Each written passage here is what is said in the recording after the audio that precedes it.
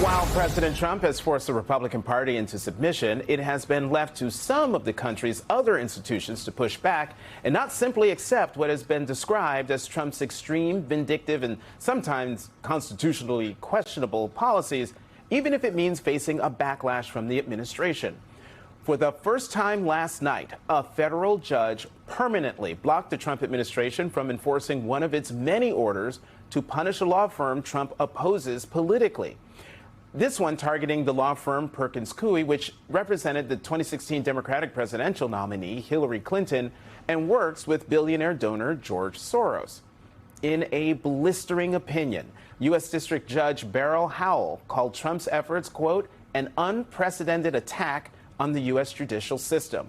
Howell wrote, and I quote, no American president has ever before issued executive orders like the one at issue in this lawsuit, targeting a prominent law firm with adverse actions to be executed by all executive branch agencies. But in purpose and effect, this action draws from a playbook as old as Shakespeare, who penned the phrase, the first thing we do, let's kill all the lawyers.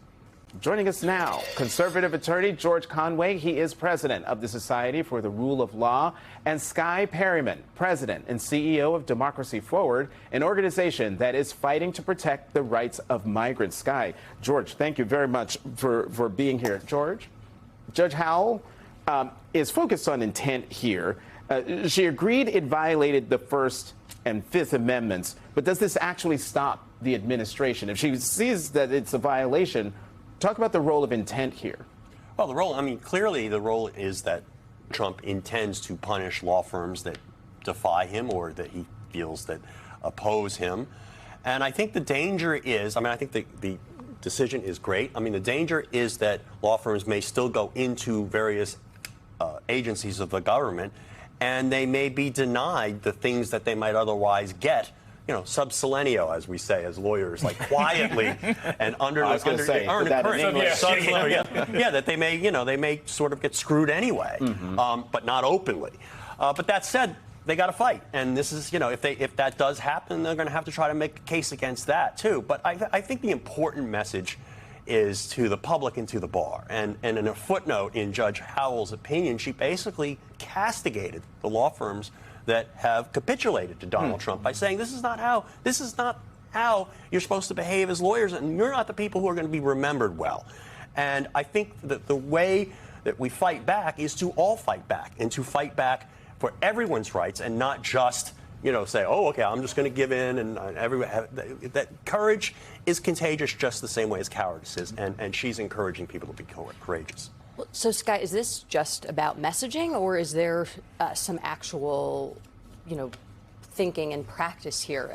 We just saw another headline yesterday that goes in line with law firms, now deciding not to bend the knee, which is Microsoft dropping the law firm that made a deal with Trump from a case. The tech giant instead engaged a firm that is fighting the president's executive orders, Jenner and Block, in a sign that those firms can still attract clients. Microsoft declined to comment on why it changed law firms in a significant case last week, but the switch suggests that a firm that chose to fight the Trump administration could still attract an important client. Is that true? Well, look, people expect lawyers, especially big companies, they expect their lawyers to fight for them. And so when you see something, the whole job. It's the whole job. It's the whole job. We do it every day. Yeah. And so when you see something like an executive order that came out of the White House, which was the most unconstitutional thing, it would be a law school exam. It is classic, right? That it's unconstitutional. I think that you see people both quietly and now more publicly saying, we expect our lawyers to be advocates. If the lawyers won't fight for themselves, who are they going to fight for? Who are they going to fight for? And so I think you see this. It's a really interesting data point, especially after we see the very strong opinion last night. And the other thing in that opinion is she also goes after the administration's attempt to bully law firms into backing away from their commitments to diversity, equity, and inclusion, from expressing their ideas about how the legal profession should look, as also just blatantly, just another piece of this blatantly unconstitutional playbook. So that's very significant as well. I'm most curious about the impact of something like this, right? We've been seeing over the last few weeks, I hate the word resistance, but kind of like a resistance rising. You talked about these institutions fighting back, courage being contagious. Do you guys think that's going to keep going, or is this kind of a like a flash in the pan here. No, I think it is going to keep going. I do. I mean, I think we've seen Harvard stand up to the administration. We're seeing all these 4 law firms that have sued, and they're all going to win. Yeah. I mean, this is the first of. I mean, they've already won at the temporary restraining order stage. This is the first permanent injunctions decision. They're going to go 4 for 4, and I think what's going to happen is these victories and these law firms standing up are going to basically discourage people. They're going to make the people who are scaredy cats, who were first scared of Trump, they're going to be scared of being pointed out as the people who are a chicken. You know, the same, you know, and I think that's what I think that's especially Microsoft is reinforcing that by hiring a law firm that fought. You know, George, to your point about Harvard, they put out a very strong statement yesterday, and part of it says the unlawful use of this instrument, taking away their tax-exempt status, more broadly would have grave consequences for the future of higher education in America. And this gets to a bigger point made in the New York Times editorial on Thursday, talking about the headline is "There is a way forward: how to defeat Trump's power grab." In the very end, it says the most promising path to stopping Mr. Trump involves making him pay a political price for pursuing his authoritarian dreams. The less popular he becomes, the easier it will be for his targets to stand up to him, and the harder it will be for congressional Republicans to remain silent without worrying that they are risking their political futures. George, my question is, how long is it going to take congressional Republicans to stop remaining silent? You know, I keep losing this battle for years. I mean, I thought it's like sooner or later, everybody's going to see that the emperor has no clothes. I mean, I can't do it like that. Thanks. It's the morning, George. George, I'm sorry. You didn't have your coffee. Drink it. But, you know, I mean, sooner or later, people are going to realize, what have they been afraid of? I mean, the man's a fool. The man is just insane. It's just like, what is everyone afraid of? And the problem is, the reason why everyone's afraid is because other people are afraid. And once you realize there's no there, it's over for him. And that's going to happen. The problem is it's happened a few years too late.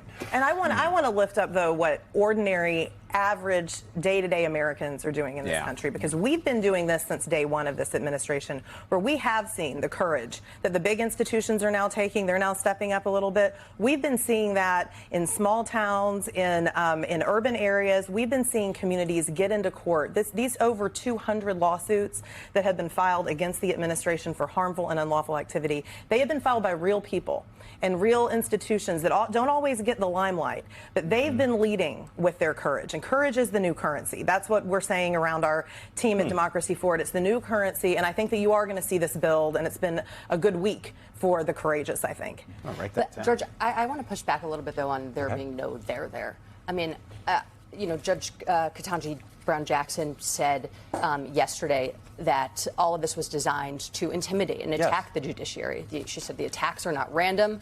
They're designed to intimidate us, those of us who serve in this critical capacity. The threats and harassment are attacks on our democracy, on our system of government, and they ultimately risk undermining our Constitution and the rule of law. I mean, there are real fears. There are fears of political violence, retribution, sort of a lone wolf potentially being galvanized by Trump's rhetoric. I mean, can you acknowledge some of those? No, absolutely. I mean, there is that physical danger, and that is, you know, I mean, that is a terrible aspect of this. But at the same time, those are going to be isolated. I don't think they are organized enough to really engage in that level of violence that would deter people from standing up if everyone stands up. And that's the point. We had thousands of individual lawyers from the conservative movement and from the more progressive legal movements all joined together a few weeks ago to send a letter to Pam Bondi about stop these attacks on the legal profession. That takes,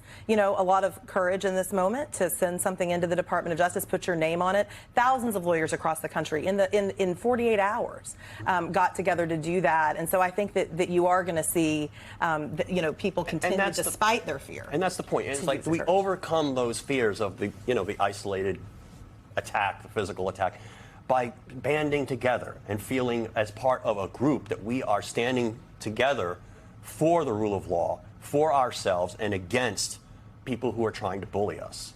Now, the bullies win if we let them. But they don't win if they don't. This administration has no plan, no second-order plan if we fight and if we show courage. They've shown they have a plan if you retreat. And so that's the role of the next few days. And we'll be continuing to look out for the law firms, institutions that do decide to fight back.